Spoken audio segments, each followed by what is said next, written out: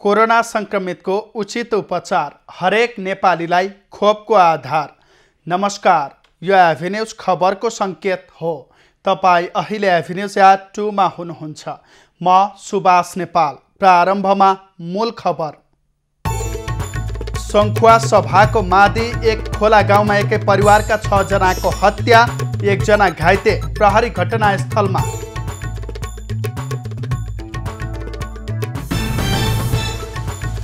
लगातारको वर्षाका कारण काठमाडौँका खोला किनाराका बस्ती डुबानमा 150 जनाको उद्धार।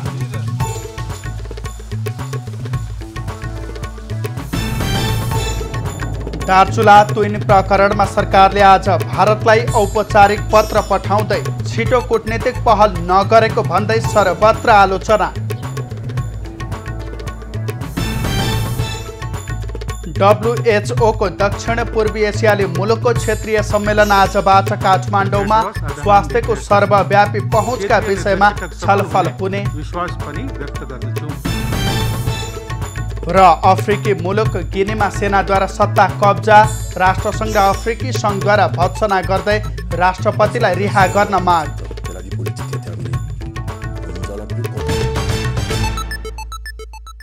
अब खबरको सिलसिला प्रारम्भ गरौँ सङ्खुवा सभामा हत्या सम्बन्धी प्रसङ्गबाट। सङ्खुवा सभाको मादी नगरपालिका 1 उम्लिङ स्थित खोला गाउँका एकै परिवारका 6 जनाको हत्या भएको छ। स्थानीय तेजबहादुर कार्कीको परिवारका सदस्यको अज्ञात समूहले धारिलो हतियार प्रयोग गरी हत्या गरेको जिल्ला प्रहरी कार्यालयका प्रमुख DSP लालध्वज सुवेदीले बताएका छन्। आज बिहान छिमेकीले सबैलाई मृत अवस्थामा फेला पारेपछि स्थानीयले प्रहरीलाई खबर गरेका थिए। धारिलो हतियारबाट 58 वर्षीय तेजबहादुर कार्की, उनकी आमा 80 वर्षीय पार्वती कार्की, श्रीमती 56 वर्षीय मनमाया कार्की, 28 वर्षीय बुहारी रञ्जना कार्की, 10 वर्षीय नाति दिपेन कार्की र 5 वर्षीय नातिनी गोमा कार्की मृत अवस्थामा फेला परेका छन्। तेजबहादुरका 10 जना परिवारमध्ये जेठो छोरा रमेश मलेसिया र कान्छा छोरा नरेश वैदेशिक रोजगारीमा दुबईमा रहेका छन्। नरेशकी श्रीमती तारा कार्की झापाको दमकमा बस्दै आएकी छन्। घटनाको थप विवरण बुझ्नका लागि प्रहरीको टोली घटनास्थल पुगिसकेको छ। गए रातिदेखिको अविरल वर्षाका कारण काठमाडौँ उपत्यकाका खोला किनाराका बस्ती डुबानमा परेका छन्। काठमाडौँको बल्खुको तरकारी बजार, कुलेश्वरको हाउजिङ क्षेत्र, कोटेश्वरको नरेफाँट क्षेत्र, बालाजुको नेपालटारको तल्लो क्षेत्र, शङ्खमूल पार्क, कालीमाटीको तरकारी बजार क्षेत्र डुबानमा परेको हो। बाढीका कारण उपत्यकामा मात्रै 400 घर डुबेका छन्। डुबेका घरमा फँसेका 150 भन्दा बढीको प्रहरीले उद्धार गरेको छ। जोखिममा रहेका बस्तीका बासिन्दालाई सुरक्षित स्थानमा राखिएको छ। मानवीय क्षतिको विवरण भने प्राप्त भएको छैन। त्यस्तै उपत्यका भई बहने साना नदीहरूमा पनि जल सतह बढेको र त्यसले नदी किनारमा रहेका बस्तीहरू डुबानमा परेको छ। धोबी खोलामा आएको बाढीले अनामनगर, मैतीदेवी लगायतका बस्तीहरू डुबानमा परेको छ। खोलाको पानी आउँछ नि टालेको अहिले बिजो भएको मैले नटाल्नु भनेको अहिलेसम्म त्यहाँ पानी पिइरहेको खोला एक गएर बनाउनु पर्छ। अनि तलको त्यो बिजुली बिजो के अरे पुल छ नि, बिजुली बजारको त्यहाँको पुल चाहिँ सानो भएकोले पानी फर्केर सबै फर्केर आएको। त्यस्तै मनोहराको बाढी पनि बस्तीमा पसेको छ। बागमतीमा आएको बाढीले शङ्खमूल पार्कदेखि टेकुसम्मको क्षेत्र डुबाएको छ। प्रशासनले नदी तटीय क्षेत्रमा बसोबास गर्नेहरूलाई सजग रहन भनेको छ। बाढी र डुबानबाट भएको क्षतिको पूर्ण विवरण भने आइसकेको छैन। टेकु, बानेश्वर र ललितपुर क्षेत्रमा विद्युत सेवा समेत अवरुद्ध भएको छ। बङ्गालको खाडीबाट आएको जलवाष्पयुक्त हावा र स्थानीय वायुको मिश्रण हुँदा काठमाडौँ उपत्यका र आसपासका क्षेत्रमा मध्यरातिदेखि भारी वर्षा भइरहेको छ, जसका कारण यो क्षेत्रका सबै साना ठुला खोला तथा नदीहरूमा बाढी आएको हो। आगामी 3 दिनसम्म नेपालका धेरै स्थानमा मेघगर्जन सहित भारी वर्षा हुने मौसम पूर्वानुमान महाशाखाले जनाएको छ। हाल उत्तर पश्चिम बङ्गालको खाडीमा अवस्थित न्यून चापीय क्षेत्रको प्रभाव रहेकाले देशैभर सामान्य तथा पूर्ण बदली रहेको महाशाखाले जनाएको छ। महाशाखाका अनुसार आज प्रदेश 1, प्रदेश 2, बागमती, गण्डकी, लुम्बिनी प्रदेशका धेरै स्थानहरूमा वर्षा भइरहेको छ। बाँकी प्रदेशका 1-2 स्थानमा मेघगर्जन सहित हल्कादेखि मध्यम वर्षा भइरहेको महाशाखाले जनाएको छ। बागमती तथा लुम्बिनी प्रदेशका 1-2 स्थानमा रातमा पनि भारी वर्षा हुने महाशाखाले जनाएको छ। आज दिनभर नै मौसम बदली भई धेरै ठाउँमा पानी पर्ने सम्भावना रहेको छ। पानीसँगै चट्याङ पर्ने सम्भावना पनि रहेको महाशाखाले बताएको छ। काठमाडौँमा गैराती यसपालिकै सबैभन्दा ठुलो वर्षा भएको छ। राति 2 बजेदेखि काठमाडौँ उपत्यकाका धेरै ठाउँमा मेघगर्जन सहित ठुलो वर्षा भएको हो। काठमाडौँमा पछिल्लो 24 घण्टामा 105 मिलिमिटर वर्षा भएको छ। मनसुन सुरु भएपछि उपत्यकामा पहिलो पटक छोटो समयमा एकै पटक यतै ठुलो वर्षा भएको हो। मनसुनी न्यून चापीय रेखा सामान्य अवस्था भन्दा तल रहे पनि बङ्गालको उत्तरपूर्वी भूभागमा बनेको जलवाष्पयुक्त हावाको प्रभावले स्थानीय वायुको समेत विकास हुँदा मेघगर्जन सहित ठुलो पानी परेको मौसमविदको भनाइ छ। यस्तै भोलि पनि काठमाडौँ उपत्यका सहित धेरै स्थानमा वर्षाको सम्भावना रहेको छ। रातैभरि परेको अविरल वर्षाका कारण घर भत्किँदा रोल्पामा 2 जनाको मृत्यु भएको छ। रोल्पा प्रहरीका अनुसार रोल्पा नगरपालिका 10 धवाङको बाम्लामा मध्यराति पूर्णबहादुर थापाको घर भत्किँदा करिब 5 वर्षीय बालिका र 70 वर्षीय गौरी थापाको मृत्यु भएको हो। घर भत्किँदा अन्य 2 जना सामान्य घाइते भएका छन् भने अन्य 2 घरमा पनि सामान्य क्षति पुगेको छ। त्यस्तै सुनिल 4 सुलीचौरमा पार्किङ गरेर राखेको रा 1 ख 2068 नम्बरको विद्यालय बस फगाम खोलाले बगाएको छ। गए रातिदेखिको अविरल वर्षाका कारण बनेपाको पुल बजार क्षेत्र डुबानमा परेको छ। पुण्यमाता खोलामा आएको बाढीका कारण सो क्षेत्र डुबानमा परेको हो। डुबानका कारण अरनिको राजमार्गमा यातायात सञ्चालन समेत अवरुद्ध भएको छ। पुल बजारका केही घरका पहिलो तल्ला डुबानमा परेको छ। केही सवारी साधनहरू पनि डुबानमा फँसेका छन्। पुण्यमातामा आएको बाढीले बनेपाकै धनेश्वर पुल आसपास क्षेत्र पनि डुबानमा परेको छ। बनेपा पनौती सडक अवरुद्ध भई यातायात ठप्प रहेको छ। पुल बजार अवरुद्ध भएपछि सवारी साधनहरूलाई नाला हुँदै भक्तपुरबाट पठाएको प्रहरीले जनाएको छ। बनेपाको पुल बजार र गोदाम चोकको धनेश्वर पुल आसपास वर्षेनी डुबानमा पर्दै आएको छ। मानव बस्तीले खोला साँघुरो पार्दै आएपछि डुबान हुन थालेको हो। सो स्थानमा वर्षेनी डुबान पर्दै आएको भए पनि दीर्घकालीन समस्या समाधानको कुनै प्रयास भएको पाइएको छैन। बनेपा नगरपालिका 10 को कार्यालय पनि डुबानमा परेको छ। त्यस्तै इलाका प्रहरी कार्यालय बनेपाको भवन पनि डुबानमा परेको छ। वर्षाका कारण जिल्लाका अन्य खोलामा पनि पानीको सतह बढेको छ। हालसम्म मानवीय क्षति भएको जानकारी नआएको जिल्ला प्रहरी कार्यालय काभ्रेले जनाएको छ। दार्चुला तुइन प्रकरणमा नेपाल सरकारले आज भारतलाई औपचारिक पत्र पठाउने भएको छ। परराष्ट्र मन्त्रालयले आज भारतलाई औपचारिक रूपमा पत्र पठाउन लागेको हो। परराष्ट्र मन्त्रालयको समेत जिम्मेवारी सम्हालेका प्रधानमन्त्री शेरबहादुर देउवाले भारतसँग कूटनीतिक पहल थाल्न निर्देशन दिएपछि परराष्ट्र मन्त्रालयले पत्राचार गर्न लागेको हो। दार्चुलाका जयसिंह धामी महाकाली नदी तर्ने क्रममा तुइनबाट खसेर बेपत्ता भएको घटनामा भारतीय सीमा सुरक्षा बल एसएसबी को दोष रहेको निष्कर्ष गृह मन्त्रालयको छानबिन समितिले निकालेको थियो। प्रतिवेदनका आधारमा समस्या समाधानका लागि अनुरोध गर्दै सरकारले भारतलाई पत्राचार गर्न लागेको हो। यसअघि भारतले एसएसबीका सुरक्षाकर्मीले तुइन खुस्काइदिँदा नेपाली युवा महाकालीमा खसेर बेपत्ता भएको घटनाबारे भारतले औपचारिक जानकारी नपाएको प्रतिक्रिया दिएको थियो। गम्भीर घटनामा सरकारले छिटो कूटनीतिक पहल नगरेको भन्दै सरकारको सर्वत्र आलोचना हुँदै आएको छ। विश्व स्वास्थ्य संगठनको दक्षिण पूर्वी एसियाली राष्ट्रहरूको क्षेत्रीय समितिको 74औं सम्मेलन काठमाडौँमा आजबाट सुरु भएको छ। संयुक्त राष्ट्रसङ्घका एजेन्सीहरू, विकास साझेदारहरू, दातृ निकाय तथा नागरिक समाजका प्रतिनिधिहरूको उपस्थितिमा 74औं सम्मेलन सुरु भएको हो। बैठकको अध्यक्षता स्वास्थ्य मन्त्रालयको समेत जिम्मेवारीमा रहेका प्रधानमन्त्री शेरबहादुर देउवाले गरेका छन्। भर्चुअल माध्यमबाट सुरु भएको बैठकमा दक्षिण पूर्वी एसियाका 11वटा सदस्य राष्ट्रका स्वास्थ्य मन्त्रीहरू सहभागी भएका छन्। साथै विश्व स्वास्थ्य संगठनका महानिर्देशक, क्षेत्रीय निर्देशक, सदस्य राष्ट्रका वरिष्ठ स्वास्थ्य अधिकारी पनि बैठकमा सहभागी रहेको स्वास्थ्य मन्त्रालयले जनाएको छ। विश्व स्वास्थ्य संगठनको दक्षिण पूर्वी एसिया क्षेत्रमा समेटिएका 11 राष्ट्रमा नेपाल, बङ्गलादेश, भारत, भुटान, श्रीलङ्का, मालदिभ्स, थाइल्यान्ड, उत्तर कोरिया, इन्डोनेसिया, म्यानमार, पूर्वी टिमोर रहेका छन्। माथिल्लो तामाकोशी जलविद्युत आयोजनाले पूर्ण रूपमा व्यावसायिक विद्युत उत्पादन सुरु गरेको छ। कुल 456 मेगावाट क्षमताको आयोजना पूर्ण रूपमा सञ्चालनमा आएको हो। विदेशी लगानीमा निर्माण भएको हालसम्मकै ठूलो आयोजनाले सफलताका साथ व्यावसायिक उत्पादन थालेको माथिल्लो तामाकोशी जलविद्युत कम्पनीले जनाएको छ। आयोजनाले वार्षिक रूपमा 2281 गिगावाट ऊर्जा उत्पादन गर्छ। आयोजनामा प्राधिकरणको 41% सेयर रहेको छ।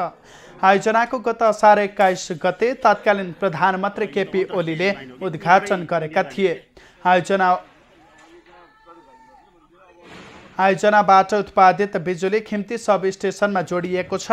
2068 भदौमा शिलान्यास भएको आयोजना 11 वर्षमा पूरा भएको हो। आयोजनाको लागत 84 अर्ब पुगेको छ। अर्घाखाँचीको अर्घा भगवती मन्दिरमा एसियाकै सबैभन्दा ठूलो भगवती मन्दिरको मूर्ति प्रतिस्थापन गरिने भएको छ। अर्घा दरबार अर्थात् अर्घा भगवती मन्दिरमा 21 फिटको मूर्ति राख्न थालिएको हो। अर्घाखाँचीको सन्धिखर्क नगरपालिकामा 2224 राज्य अन्तर्गत पर्ने सन्धिखर्क नगरपालिका 9 मा अवस्थित अर्घा दरबार अर्थात् अर्घा भगवती मन्दिरमा 10 फिटको बेसमा 21 फिटको भगवतीको मूर्ति राख्न थालिएको छ। मूर्ति स्थापनापछि अर्घाखाँचीको सुपा देउराली लगायतका स्थानमा घुम्न जाने पर्यटक अर्घासम्म पुग्ने अपेक्षा गरिएको छ। धार्मिक संस्कृति र पर्यटकीय क्षेत्रको रूपमा एउटा शक्तिपीठको रूपमा चिनिने अर्घा भगवती माई अर्घाको मेला भन्ने जो परम्परा छ, त्यही अनुसार यहाँको यो मन्दिरलाई, यो अर्घा दरबारलाई विशेष चाहिँ नि आधुनिकीकरण गर्नको लागि नगरपालिकामा 1 करोड 79 लाखको लागतमा मूर्ति तथा बेस निर्माण कार्य हुँदैछ। नगरले सो स्थानमा थप पूर्वाधार निर्माणको पनि तयारी गरिरहेको छ।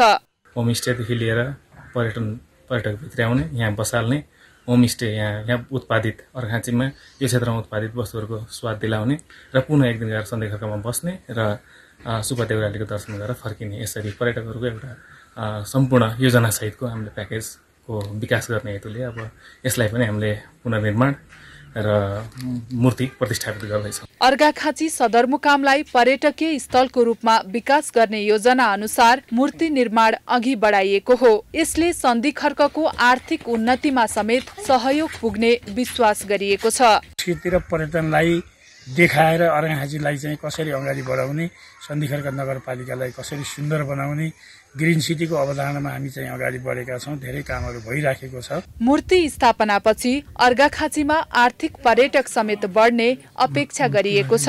यस ठाउँमा धार्मिक तथा पर्यटकहरूलाई भित्राउने लक्ष्य लिएको छ र यस ठाउँमा लुम्बिनीमा आउने पर्यटकहरूलाई सुपा देउराली हुँदै यस स्थानमा ल्याउनका लागि मूर्ति पनि राख्न थालिएको हो। प्रेमनारायण आचार्य, अर्घा भगवती मन्दिर, अर्घाखाँची। सुदूरपश्चिम प्रदेश सरकारले ल्याएको कृषि नीतिका कारण डोटीका किसानहरू किवी खेतीतर्फ आकर्षित हुन थालेका छन्। व्यवसायिक किवी खेती गर्नेहरूले यति बेला मनज्ञ आम्दानी गरिरहेका छन्।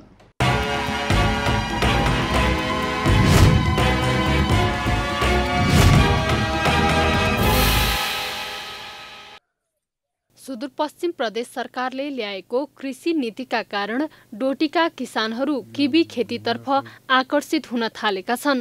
किवी खेतीबाट मनग्गे आम्दानी हुन थालेपछि किसानमा यसको आकर्षण बढेको हो। यो बोट पुरानो 15-20 बोट छन्, अहिले फेरि 40 बोट जति थपेको छु यसमा। अब यो फल बिन्नको लागि खासै गाह्रो छैन, सजिलै छ।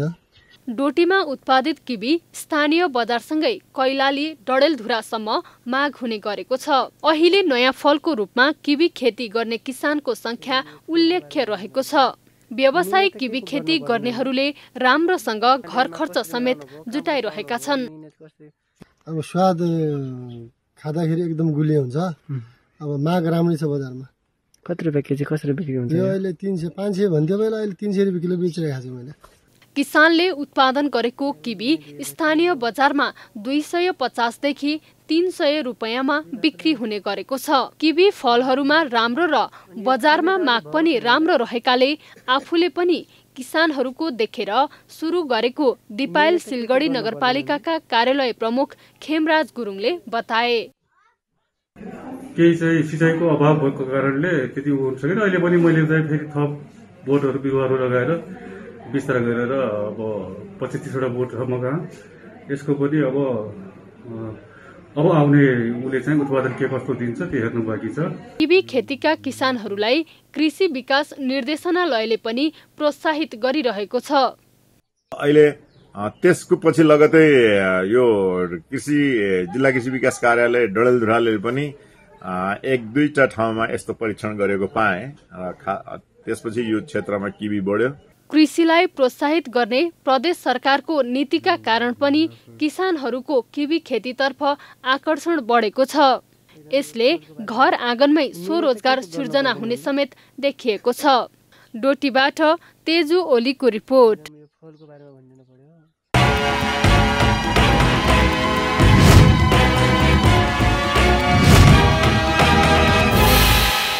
अब बाँकी खबर। बर्दियाको राजापुरमा चितुवाले गैराते स्थानीयको घर पालुवा जनावर आक्रमण गरी मारेको छ। राजापुर नगरपालिका वडा नम्बर 10 खैरी चन्दनपुर गाउँमा स्थानीयले पालेका भेडा बाख्रा मारेर चितुवाले खाएको हो। चितुवाले हरिनगरका चन्द्रबहादुर थारूको गर्भवती भेडा, भगतपुरकी रीता थापाको बाख्रे, पखैपुरका नेपालु थारूको 2वटा भेडा मारेर खाएको छ। यसअघि पनि पाटे बाघले खैरी चन्दनपुरबाट दर्जनौं घरपालुवा जनावर मारेको थियो। निकुञ्ज क्षेत्रभन्दा बाहिरको बस्तीमा आई चितुवाले घरमा बाँधेर राखेका घरपालुवा जनावर मार्न थालेपछि बस्तीमा त्रास बढेको छ। चितुवा नियन्त्रणमा नलिए मानवीय क्षति पुर्याउने डर स्थानीयमा देखिएको छ। नवलपरासीको प्रतापपुर गाउँपालिकाको 8 नम्बर वडा कार्यालय भवन निर्माणको स्थानीयले विरोध गरेका छन्। पाएक नपर्ने ठाउँमा वडा कार्यालय भवन निर्माण भएको भन्दै स्थानीयले विरोध थालेका हुन्। विरोधमा स्थानीयले रिले अनसन सुरु गरेका छन्। विरोध कार्यक्रममा माओवादी प्रदेशसभा सदस्य रामानन्द यादव, धीरज त्रिपाठी र संघर्ष समितिका अध्यक्ष मनोज पाल लगायतले सम्बोधन गरेका थिए। वडा कार्यालय सबै नागरिकलाई पाएक पर्ने स्थानमा नसारेसम्म विरोध जारी रहने संघर्ष समितिले जनाएको छ। खाद्य व्यवस्था तथा व्यापार कम्पनी हुम्लाका 2 कर्मचारी निलम्बनमा परेका छन्। निषेधाज्ञाका बेला सरकारले खाद्यान्न बिक्रीमा दिएको छुट उपलब्ध नगराएको भेटिएपछि कार्यालय प्रमुख निर्मल थापा र नायब सुब्बा भरत अधिकारीलाई 90 दिनका लागि निलम्बन गरिएको हो। सरकारले 20% छुट दिन निर्देशन दिए पनि उनीहरूले साबिक मूल्यमै खाद्यान्न बिक्री गर्दै आएका थिए। विभागका प्रमुख भीम थापाको नेतृत्वमा भएको छानबिन टोलीको सिफारिस अनुसार उनीहरूलाई निलम्बन गरिएको हो। निलम्बनमा परेका कर्मचारीले भने आफूहरूले कुनै गडबडी नगरेको दाबी गरेका छन्।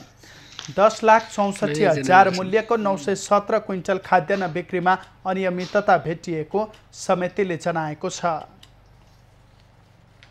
भारतीय ज्यादती विरुद्ध चुइक्क बोल्न नसकेको शेरबहादुर देउवा नेतृत्वको सरकार उल्टै भारतको चाकडीमा लागेको छ। नेपाली युवा महाकाली नदीमा बेपत्ता भएको विषयमा बोल्न नसकेको सरकार भारतीय प्रधानमन्त्री नरेन्द्र मोदीको प्रतिष्ठामा आँच आउने क्रियाकलाप नगर्न भन्ने विज्ञप्ति निकालेर मोदीको चाकडीमा लागेको हो। भारतीय सीमा सुरक्षा बल एसएसबीले तुइन काटिदिँदा एक होनहार नेपाली युवा जयसिंह धामी महाकाली नदीमा बेपत्ता भएको विषयमा भारतसँग एक शब्द कुरा राख्न नसक्ने शेरबहादुर देउवा सरकारले भारतीय प्रधानमन्त्री नरेन्द्र मोदीको प्रतिष्ठामा आँच आउने काम नगर्न सर्वसाधारणलाई चेतावनी दिएको छ। गृह मन्त्रालयका प्रवक्ता फणीन्द्र मणि पोखरेलले हस्ताक्षर गरेर आइतबार निकालेको विज्ञप्तिमा भारतीय प्रधानमन्त्री नरेन्द्र मोदीको पुतला जलाउने नेपाली नागरिकमाथि भने कारबाही गर्ने चेतावनी दिएको हो। यसअघि गत शुक्रबार माधव नेपाल नेतृत्वको नेकपा एकीकृत समाजवादी निकट विद्यार्थी संगठनले भारतको विरोधमा प्रदर्शन गरेको थियो। नेपाली नागरिक जयसिंह धामी प्रकरणमा भारतको रवैयालाई लिएर सत्तारूढ दलकै कार्यकर्ता सडकमा निस्किएका थिए। विज्ञप्तिमा छिमेकी मित्र राष्ट्रका प्रधानमन्त्रीको प्रतिष्ठामा आँच आउने गरी नाराबाजी गर्ने, जुलुस निकाल्ने र पुतला जलाउने माथि कारबाहीको चेतावनी दिएको छ। विरोधलाई उच्छृङ्खल र निन्दनीय गतिविधि भनिएको छ। गृहले मित्र राष्ट्रहरूसँग लक्षित हुने गतिविधि नियन्त्रण गर्ने पनि जनाएको छ। 3 दिन अघि शुक्रबार मात्र पनि गृह मन्त्रालयले विज्ञप्ति निकालेर विदेशी सहयोगका परियोजना र छिमेकी विरुद्ध प्रदर्शन गर्नेमाथि निगरानी भइरहेको जनाउँदै कारबाहीको चेतावनी सहितको विज्ञप्ति निकालेको थियो। आफ्ना नागरिकको बाँच्न पाउने न्यूनतम हकको समेत रक्षा गर्न नसक्ने देउवा सरकारले आफ्नै नागरिकको अभिव्यक्ति स्वतन्त्रतामाथि भने अंकुश लगाउन थालेको छ। देउवा सरकारको यस्तो रवैयाको सर्वत्र विरोध भइरहेको छ। यति बेला नेपालमा एमसीसी सम्झौता अनुमोदन गर्ने वा नगर्ने भन्ने विषयमा चर्को बहस चलिरहेको छ। सन् 2017मा सम्झौता भएपछि बहस र विरोध भइरहेको यो विषयले पछिल्लो समय नेपालको सडकदेखि सदनसम्म तताएको छ। 50 करोड अमेरिकी डलर बराबरको अमेरिकी सहयोग परियोजना एमसीसीको विषयलाई लिएर यति बेला चौतर्फी बहस चलिरहेको छ। उच्च पदस्थ व्यक्ति, विज्ञ, विश्लेषकदेखि सर्वसाधारणसम्म पनि यो चासोको विषय बनेको छ।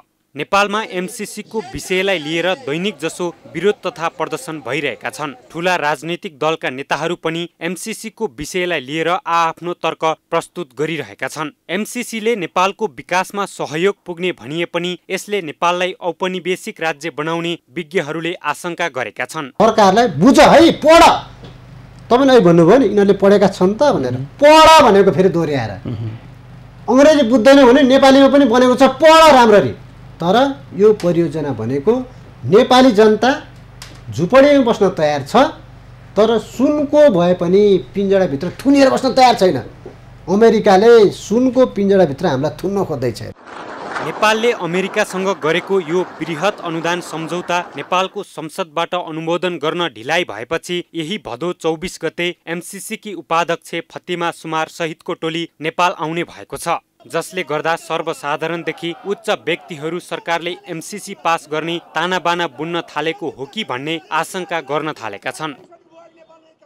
एमसीसीमा अमेरिकी सेना आउने कुरा भन्दा खतरनाक चिज हुन्छ क्या। त्यहाँ चाइनासँग अमेरिकाको शत्रुताको परिस्थिति बन्दै गयो र एमसीसीमा हामीले सहयोग गर्यौँ भने भोलि हुने कन्फ्रन्टेसनमा हामीले एमसीसीमा सम्झौता गरे मार्फत अमेरिकाको सैनिक सामरिक रणनीतिलाई हामीले स्वागत गर्नुपर्ने हुन्छ।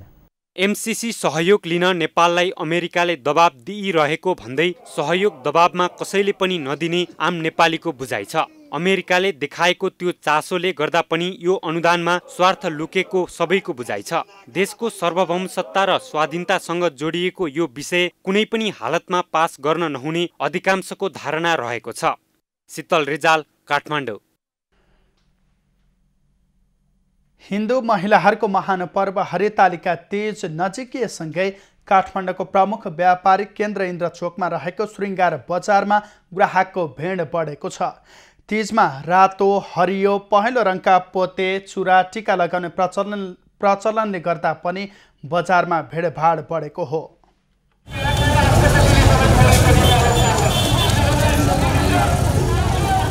यो हो काठमाडौँको इन्द्रचोकमा रहेको पोते बजार। यहाँ महिलाले लगाउने पोते, चुरा, टीका लगायतका श्रृङ्गारका सामग्री पाइन्छ। खास गरी साउन महिना, हरितालिका तीज र विवाहको लगन भएका महिनाहरूमा यो बजारमा भिडभाड लाग्ने गर्छ। ग्राहकको भिड जस्तै व्यापार पनि बढेको व्यवसायीहरूको भनाइ छ। धेरै फरक छ र अहिले पहिलाको तीज र अहिलेको तीजमा त धेरै नै फरक छ। तर अस्तिको साउनको महिना भन्दा चाहिँ अहिलेको तीजकोमा त धेरै व्यापार राम्रो छ। चाडपर्व नजिकिएसँगै सरकारले निषेधाज्ञा खुलाएकाले पनि यसपटकको तीजमा बजारमा चहल पहल बढेको हो। व्यापार बढे पनि विगतका वर्षमा जस्तो नाफा नरहेको व्यापारीहरूले बताएका छन्। त्यो कोरोना अगाडिको र अहिले त कम्पेरिजनै हुँदैन कि। त्यो बेला त तपाईँलाई अब कन्टिन्यू नै हुन्थ्यो कि। जस्तै अब लकडाउनको त्रास थिएन त्यो बेला, मान्छेहरू रेगुलर बेसिसमा हुन्थ्यो कि। अब अहिलेको तपाईँलाई 8 गतेपछि लकडाउन हुँदैन भनेर मान्छेहरू आइरहेछ कि। विशेष गरी हरितालिका तीजमा विवाहित महिलाहरूले रातो, हरियो, पहेँलो रङका पोते लगाउने चलन छ। त्यसैले पनि तीजमा महिलाहरू श्रृङ्गारका सामग्री खरिद गर्न यो बजार पुग्ने गर्दछन्। निषेधाज्ञाको समयमा सुनसान रहेको असल इन्द्रचोकका पोते पसलहरूमा तीज नजिकै गर्दा निषेधाज्ञा खुकुलो भएसँगै ग्राहकहरूको भिड लागेको छ। क्यामेरामा विनय तामाङको साथ निशा देउजा, काठमाडौँ। डोटीको सिलगढी कलेना मेललेक सडक निर्माणमा ढिलासुस्ती भएको छ। ठेक्का सम्झौताको म्याद सकिन लाग्दा पनि 50% काम हुन नसकेपछि स्थानीय निराश भएका छन्। गाउँमा सडक निर्माण हुने भएपछि खुसी भएका डोटीको कलेना, दल्लेक र मेललेकका बासिन्दा ठेकेदारले समयमा काम पूरा नगर्दा निराश भएका छन्। सिलगढी कलेना मल्लेक सडक निर्माणको म्याद सकिन लाग्दा 50% मात्रै काम भएको छ। सिलगढी हुँदै मेललेकसम्म पुग्ने सडक निर्माणको काम रोकिएपछि यात्रुहरूलाई समेत समस्या भएको छ। दिपायल सिलगढीको कलेनासम्मको सडक बिग्रिएकाले प्रयोगकर्ताले शास्ति बेहोरी रहनु परेको छ। सरल हुनुभन्दा पनि यसले चाहिँ विकसित जटिल कार्यहरू चाहिँ ल्याएको छ। जस्तै हाम्रो बिरामीहरू जानु पर्यो भने एम्बुलेन्सको लागि बाटोको उपलब्धता छैन, कुनै खाद्यान्न सामग्री ल्याउँदाखेरि चाहिँ बाटो छैन। मान्छेलाई हेरडुल गर्नको लागि पनि यो विभिन्न ठाउँमा पहिरोहरू भत्किएको कारणले गर्दाखेरि चाहिँ मान्छेलाई चाहिँ असहज किसिमको वातावरण चाहिँ सिर्जना भएको छ। निर्माणको क्रममा गरिएको कटिङले ठाउँ ठाउँमा पहिरो जाँदा सडक अवरुद्ध भएको छ। ठेकेदारले बीचमै काम छोडेकाले समस्या भएको गुनासो जनप्रतिनिधिहरूले समेत गरेका छन्। यो बाटो ठेक्का पाएको निर्माण कम्पनी पिएसले गर्दाखेरि जुन 2074 सालदेखि 75 सालसम्म यहाँका वासी समुदायहरू एकदमै सपोर्टेड भएर राम्रोसँग काम गरिराखेका आवजात भइराखेका थियो भने अहिले यो पिएसले ठेक्का पाइसके पश्चात यहाँका जनताहरूले 100मा 100% त त्यत्तिकै छ, 105% दुःख पाइरहेका छन्। ठेकेदार कम्पनीले भने वर्षातको समय भएकाले समयमा काम गर्न नसकिएको जनाएको छ। सडक निर्माणका लागि विनियोजित रकम निकासा ढिलो गरी हुँदा पनि समस्या भएको राजेन्द्र पिएस जेबीले जनाएको छ। अघिल्लो वर्ष चाहिँ अलिकति चाहिँ हामीले काम गर्दाखेरि बजेट विनियोजित नभएको हुनाले हामीले चाहिँ काम गर्दा गर्दै पनि काम गरेर पनि हामीले चाहिँ बिल चाहिँ ढिला पायौँ। बिल ढिला चाहिँ असारमा आएर हामी चाहिँ बिल भुक्तानी भयो। सिलगढी कलेना मेल्लेक सडकमा नाली बनाउने, सडक चौडा गर्ने, पर्खाल निर्माण गर्ने काम राजेन्द्र पिएस जेबीले ठेक्का पाएको हो। 2078 पुससम्म निर्माण पूरा गर्नुपर्ने सडकको लागत 16 करोड 15,70,310 रुपियाँ रहेको छ। तेजु ओली, डोटी। रहस्यमय मृत्यु प्रकरणमा प्रहरीले गहिरो अध्ययन नगरी पीडकलाई उन्मुक्ति दिन खोजेको भन्दै पीडित महिलाका आफन्त र राष्ट्रिय महिला अधिकार मञ्चले 2 महिना आन्दोलन गरेपछि बाँके प्रहरी बल्ल जाहेरी लिएर अनुसन्धान थाल्न सहमत भएको छ। जिल्ला प्रशासन कार्यालय बाँकेमा सरकारवालाहरूको छलफलपछि प्रहरीले अनुसन्धान अगाडि बढाउने बताएको हो।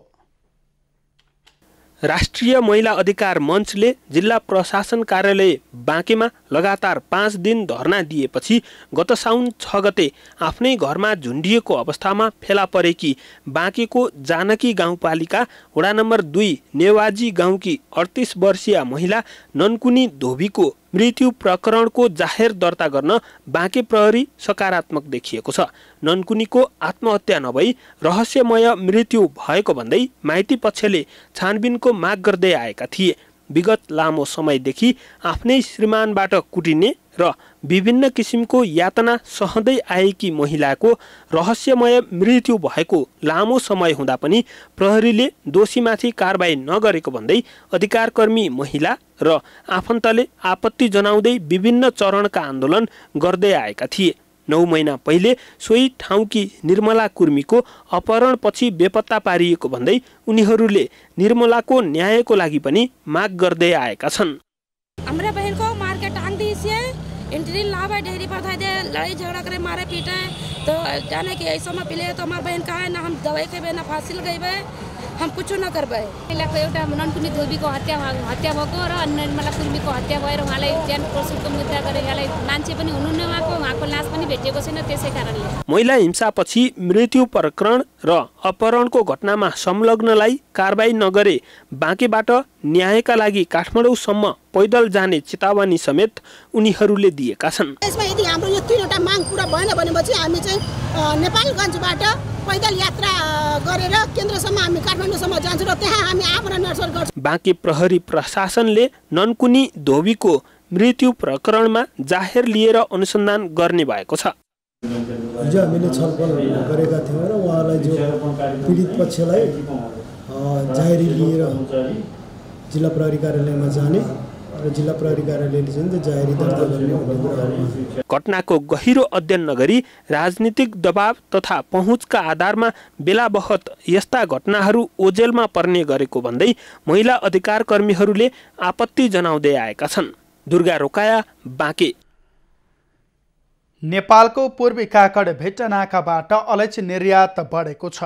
अन्तर्राष्ट्रिय बजारमा स्वदेशी अलैँचीको माग बढ्दै गएपछि यो नाका हुँदै गत आर्थिक वर्षमा मात्रै 6 अर्ब बढीको अलैँची निर्यात भएको मेची भन्सार कार्यालयले जानकारी गराएको छ। नेपालको पूर्वी काकरभिट्टा नाकाबाट अलैँची निर्यात बढेको छ। अन्तर्राष्ट्रिय बजारमा स्वदेशी अलैँचीको माग बढ्दै गएपछि यो नाका हुँदै गत आर्थिक वर्षमा मात्रै 6 अर्ब 89 लाख 54 हजार बराबरको 85 लाख 66 हजार 341 केजी अलैँची निर्यात भएको मेची भन्सार कार्यालयले जनाएको छ। जुन आर्थिक वर्ष 2076-77 को भन्दा 2 अर्बले बढी हो। 77-78 सालमा हाम्रो 85 लाख 66 हजार 341 किलो गएको छ। भन्सारका अनुसार आर्थिक वर्ष 2076-77 मा 49 लाख 90 हजार 553 केजी अलैँची निर्यात भएको थियो, जुन गत आर्थिक वर्ष भन्दा 35 लाख केजी कम हो। अन्तर्राष्ट्रिय बजारमा अलैँचीको माग बढ्दै गएको तथा कोभिडका कारण स्टक रहेको अलैँची हट्दै जाँदा निर्यात बढेको नेपाल अलैँची व्यवसायी महासंघले जनाएको छ। साथै महासंघले यस पटक अलैँचीको भाव पनि राम्रो रहेको जनाएको छ। यो सालको चाहिँ अलैँची सुरुमै किसानले पनि बिक्री गरे, व्यापारीहरूले पनि बिक्री गरे र निर्यात चाहिँ पूर्ण रूपमा निर्यात भयो र झन्डै 6 अर्ब भन्दा माथिको अलैँची चाहिँ समयमै निर्यात भयो। कोभिडबाट थलिएको भारतीय बजार बिस्तारै तङ्ग्रिन थालेको र भारतमा अलैँची उत्पादन हुने क्षेत्रमा अलैँची मासिन थालेपछि यो वर्ष अलैँचीको माग बढी भएको व्यवसायीको भनाइ छ। पहिला अलिकति कोभिडको कारणले अब हाम्रो जति पनि अलैँची अब भारत निकासी हुने हो र भारतमा कोभिडको कारणले अलिकति तसनस भएको अवस्था थियो। त्यो अवस्था चाहिँ अहिले सामान्य अवस्था हुँदै गए पश्चात सबै व्यवसायदेखि लिएर सम्पूर्ण अब भारत चाहिँ बिस्तारै चाहिँ अब सामान्य अवस्थामा आउँदै जाँदाखेरि अब यो जुन अब इन्पुट हुने चिजमध्ये अब यो हाम्रो अलैँचीलाई पनि अलिकति त्यहाँ डिमान्ड बढ्यो। उत्पादित अलैँची निर्यातको मुख्य बजार भारत हो। भारतसँगै चीन, युएई, पाकिस्तान लगायतका देशमा पनि नेपाली अलैँचीको बजार खोज्न व्यवसायीले वर्षौंदेखि माग गर्दै आएका छन्। सरकारी तवरबाट यसलाई प्राथमिकतामा राखेर अलैँचीको तेस्रो बजार सुनिश्चित गर्न सके निर्यात त बढ्छ नै, ठूलो विदेशी मुद्रा पनि नेपाल भित्रिन्छ। सन्तोष न्यौपाने, झापा। स्वदेशमा कृषिमा भविष्य नदेख्नेहरूका लागि भोजपुरका 21 वर्षीय युवा गणेश विष्ट मार्गदर्शक बनेका छन्।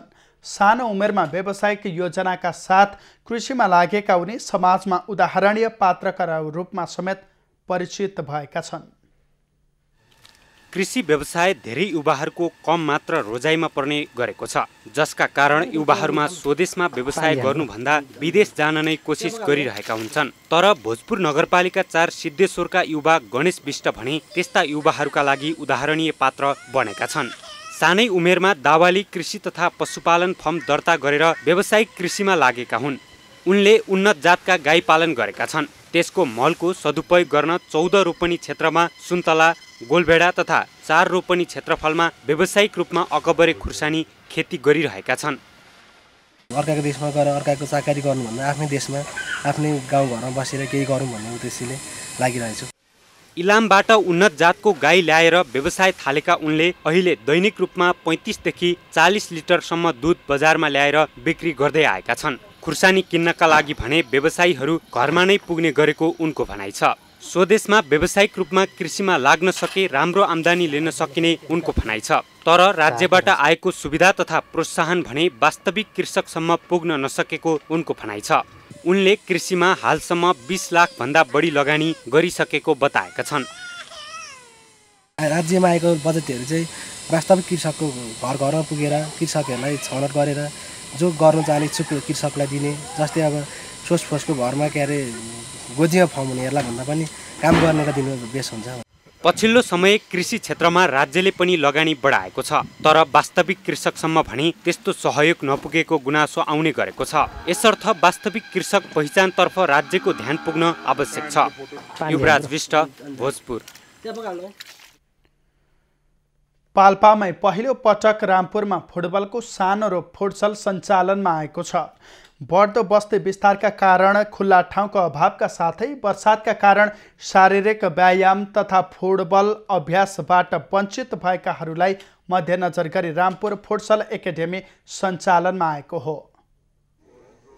पाल्पाको रामपुर नगरपालिका 5 का लेखनाथ रेग्मीले मटेरी ठुलोटार नजिकै फुटसल निर्माण गरी सञ्चालनमा ल्याएका हुन्। स्थानीय खेल प्रेमी रेग्मीले झण्डै 2.5 रोपनी क्षेत्रफलमा 1 करोड बढीको लागतमा आकर्षक फुटसल कोर्ट तयार पारेका छन्। रामपुर फुटसल एकाडेमीको रामपुर नगरपालिकाका प्रमुख रमण बहादुर थापाले उद्घाटन गरे। उद्घाटन गर्दै उनले फुटसल बालकदेखि वृद्धसम्मलाई सुरक्षित शारीरिक व्यायाम गर्ने स्थान भएको बताए।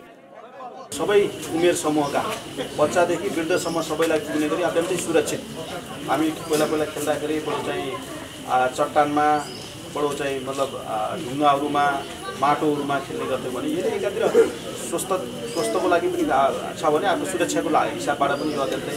फुटसल सञ्चालनमा आएसँगै दिन रात घाम पानी नभनिकन खेल अभ्यास तथा व्यायामको लागि सहज हुने भएको छ। एकाडेमीले युवाहरूलाई लक्षित गरेर फुटसल सञ्चालन गरिएको जनाएको छ। युवाहरूलाई अनुशासित ढङ्गले स्वस्थ रहन्, समुदायमा मानिसहरू अनुशासन सिकुन् अनि स्वस्थ भई जीवनयापन गरून् भन्ने उद्देश्यले गरिएको छ। एकाडेमीले फुटसल सँगै ब्याडमिन्टन कोर्टको लागि पूर्वाधार निर्माण गर्ने तयारी रहेको जनाएको छ। फुटसल एकाडेमीमा फुटसल नियम अनुसार नै खेलाइनेछ। हालसम्म 1 करोड बढी खर्च भइसकेको छ। यसको लगानी लगभग 1 करोडको हाराहारी अहिले चाहिँ यता अरू कुराहरू रेस्टुरेन्ट, यो टोयलेट, बाथरुमहरू बनाउँदा 1 करोडभन्दा बढी लगानी। पछिल्लो समय खेलकुदको विकाससँगै स्वास्थ्यलाई मध्यनजर गर्दै पाल्पाको रामपुरमा सरकारी तथा निजी क्षेत्रबाट ठूला पूर्वाधारहरू निर्माण भइरहेको छ। अन्य पूर्वाधारसँगै वडा नम्बर 7 र वडा नम्बर 5 मा कबड हल निर्माण भइरहेको छ। इमान राणा, पाल्पा। अबको पालो एभिन्यूज एट मौसमको।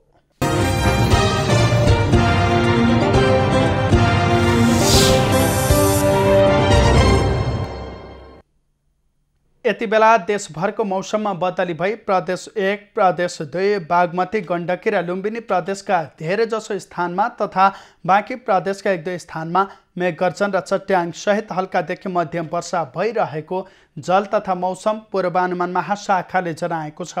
काठमाडौँ उपत्यकाको आजको अधिकतम तापक्रम 30 डिग्री सेल्सियस र न्यूनतम तापक्रम 19 डिग्री सेल्सियस बीच रहने अनुमान गरिएको छ।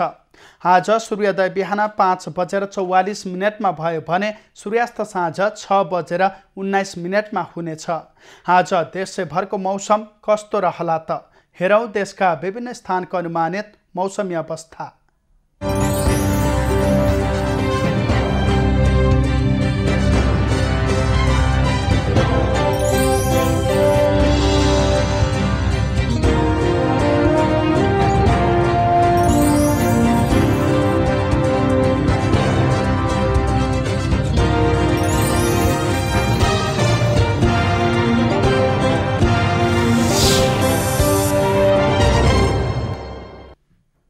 अहिलेलाई खबरको क्रम यति नै।